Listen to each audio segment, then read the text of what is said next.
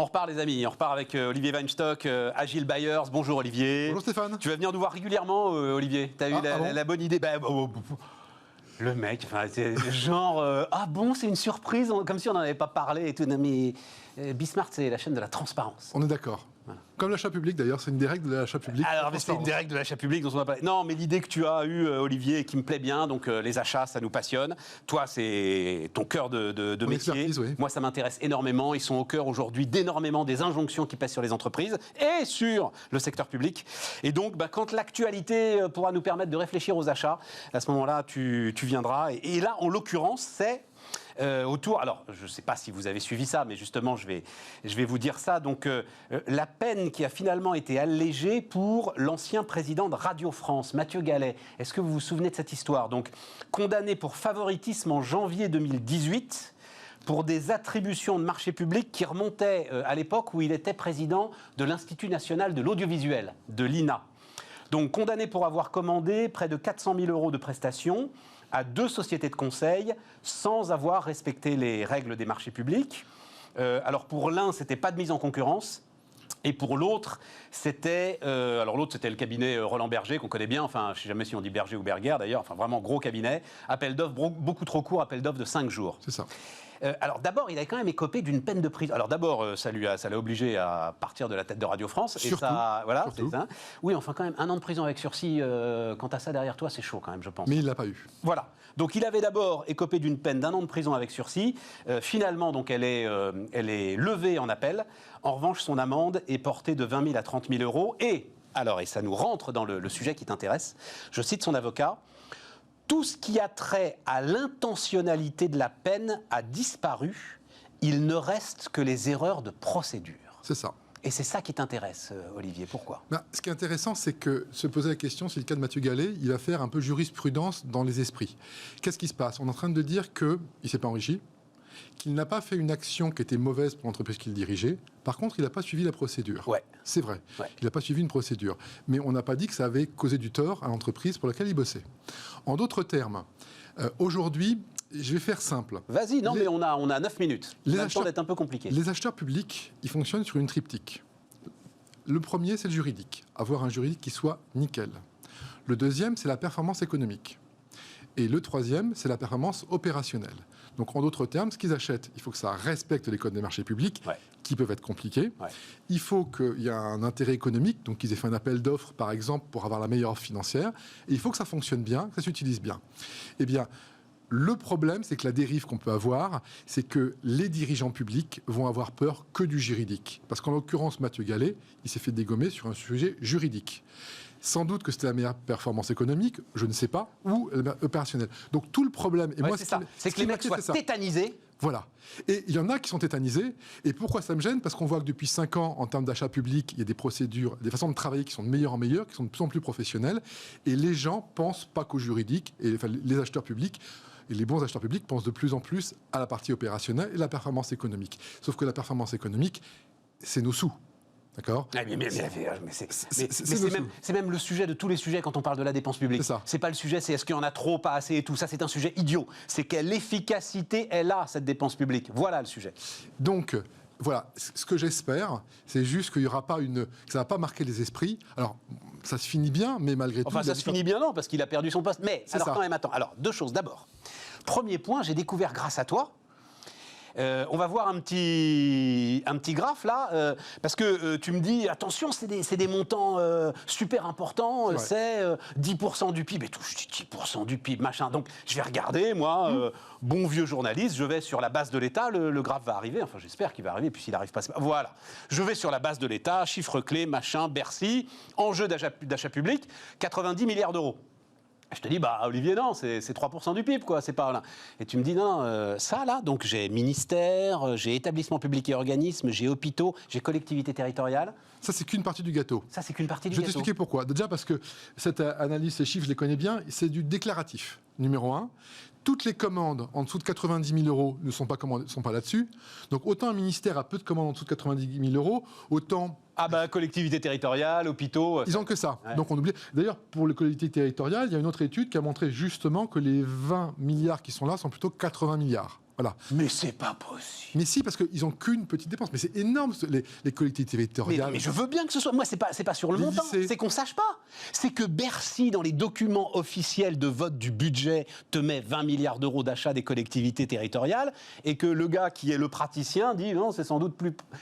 Tu vois, c'est pas 2 fois plus, c'est 4 fois plus.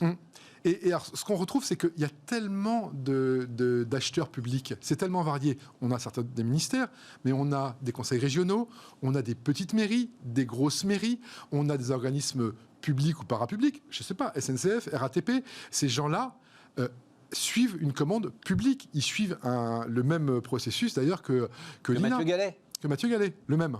Donc, en fait, c'est extrêmement large. Ces chiffres, par exemple, effectivement, il manque une partie. Mais en tout cas... Ah ben non, mais si tu es vraiment sur 10% du PIB, c'est pas 89 milliards, c'est 270. Donc, mais qu'on soit à 3, 4 ou 5, on est en train de dire que ça a quand même un impact fort sur le PIB. Voilà. Super important. Après, le sujet. On ne doit pas être loin d'avoir le même âge. On a tous vu, moi, ce qui a été pour moi l'un des documents journalistiques les plus spectaculaires de ma carrière. Est-ce que la cassette mairie, ça te dit quelque chose? Tout à fait. Voilà, je le dis très très vite, attribution des marchés publics dans les Hauts-de-Seine. Et on avait un entrepreneur, avant son suicide, qui enregistre une confession incroyable où il raconte comment il surfacturait l'ensemble de ses marchés pour ensuite envoyer des commissions et des rétrocommissions vers le RPR. Urbac-Graco avec le Parti Socialiste, c'était la même chose. Et là, on est au cœur des années 90. Bon. Tous les gens qui font aujourd'hui ces règlements, ils restent aujourd'hui traumatisés par ça. C'est exactement ça. C'est exactement ça. Il y a encore le traumatisme des problèmes sur les travaux en années 90 ou même de la gestion des déchets. Et ça a complètement traumatisé précisément le législateur français. Oui, mais c'est pas mal quand même, non Alors, non, mais c'est très très bien. C'est très très bien qu'est-ce qu'on contrôle. Maintenant, il y a une disparité en Europe. Je prends un exemple. Aujourd'hui, en France, c'est du pénal de faire une erreur. En Allemagne, ça ne l'est pas. Voilà. Alors, il y a encore des amendes, mais il n'y a pas du pénal. Donc, on est tout à fait d'accord. Le fait qu'il n'y ait plus qu'on évite que l'argent soit jeté par les fenêtres, d'une part, dans le bon prix, c'est quand même pas une mauvaise idée, et le fait qu'on évite la corruption, évidemment que c'est important. Et évidemment que ces règles sont bien faites pour ça. Maintenant, il ne faut pas que dans la façon dont on dépense les deniers publics, il n'y ait que cette composante-là. Il faut qu'il y ait ce triptyque. Les règles, elles ont du bon. Elles sont fondamentalement bonnes. Je vais juste là-dessus. Les règles sont fondamentalement bonnes. D'abord, elles permettent l'accès à tous à la commande publique. C'est des très bonnes règles. Il y a un deuxième point, c'est la transparence. Ça veut dire que quand il y a eu un appel d'offres, on peut connaître qui a gagné et pourquoi. D'ailleurs, le public le fait peut-être même mieux que le privé. Et il y a une égalité de traitement. Donc, ces 3 règles, elles sont très bien. Le seul problème qu'on a, c'est que la règle s'applique de la même façon qu'on soit une grosse entreprise ou une petite mairie. Évidemment, quand on est la RATP, la SNCF, qu'on est l'Andra... Sur un marché de 3 milliards... Ils savent très bien le faire parce qu'ils sont très équipés, il y a beaucoup de monde et ils le font très bien. Maintenant, quand on est une petite mairie, quand on est une petite entité publique, eh bien, naturellement, c'est beaucoup plus compliqué, beaucoup plus dur de gérer ce genre de choses. Ce qui me gêne, Olivier, parce que je comprends tout à fait ce que tu dis, ce qui me gêne, c'est l'exemple qu'on prend là. Bah oui. C'est-à-dire, Mathieu Gallet, il n'est pas maire d'une petite commune du Larzac, tu comprends. Mathieu Gallet, je pense qu'il est cortiqué pour faire correctement un appel d'offres. Et la deuxième chose qui me gêne, je le dis comme ça y est, mais on parle quand même de consultants, tu comprends. Ouais. C'est pas l'urgence à recruter le cabinet Roland Berger. Tu vois, c'est pas le système anti-incendie qui calanche, tu vois. C'est pas un problème d'isolation ou un mur qui se casse la figure ou des ordinateurs... Donc c'est là où tu es quand même sur un chemin de crête dans ce sujet. C'est toute la complexité. Et la complexité, c'est est-ce qu'il y avait une volonté derrière tout ça. Maintenant, on va se dire les choses clairement. Les organismes comme ceux-là, ils font des dizaines de milliers de contrats. Et si quelqu'un s'imagine que tous les contrats sont nickel, c'est faux, parce qu'il y a des erreurs partout de toute façon. Ouais. Donc là, effectivement, il y avait une erreur, mais c'était 5 000 € par mois, le gars. Donc ça, c'est le coût d'une ou 2 assistantes. Donc c'était pas des montants complètement délirants. Et effectivement, s'imaginer qu'un type de son niveau ait regardé ce détail-là, il en avait la responsabilité, mais on était sur des montants qui étaient relativement faibles. Non, mais je vais te faire sourire. L'intentionnalité, je ne la connais pas. Mais en tout cas, on est en train de se dire que le zéro défaut dans ce cas-là, il n'existe pas. Et c'est tout le problème, c'est qu'effectivement, c'est une arme politique. Je vais te faire sourire. En partant enregistrer cette émission, là, Mon voisin donc qui est en train de négocier une subvention avec la mairie de banlieue, voilà, hein, peu importe. Subvention pour les Restos du Cœur, voilà, je peux le citer. Je crois que c'est 2500 €. Il m'a montré le formulaire CERFA à remplir. C'est ça. Il y en a 15 pages. Oui. Et donc, je me disais, mais à traiter, en fait, ça va coûter plus cher à la mairie que de presque donner la subvention. Donc ça, effectivement, là, il y a sans doute un sujet. Alors, effectivement, sur les petits montants, il y a un traitement administratif qui est un peu lourd. Ouais. Alors d'ailleurs, il y a eu des choses qui ont été créées. Par exemple, il y a ce qui s'appelle l'UGAP, qui est un espèce de cataloguiste de l'État.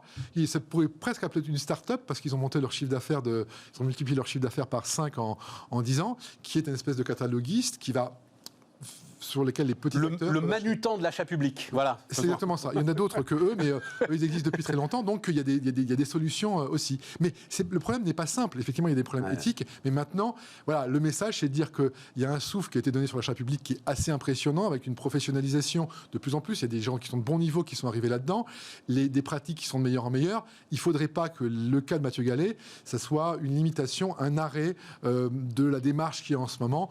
Et voilà, évidemment, il ne faudrait pas que ça tétanise l'ensemble de ceux qui ont envie d'avancer, d'acheter, d'investir, et de le faire de façon intelligente. Mais on est d'accord que dans l'achat public, il reste quelques trous dans la raquette. Il y a quelques défauts. Par exemple, un décideur public ne peut pas dire je veux absolument acheter Made in France. Ce serait illégal par rapport aux règles d'achat public. Oui. Après, il peut le faire différemment. Mais ça, ce serait... Faisons-en un prochain débat. Voilà. Faisons-en un prochain débat, parce que je ne suis pas du tout sûr, moi, que ce soit un service à rendre aux entreprises, que de protéger le Made in France. Mais on est au bout, Olivier.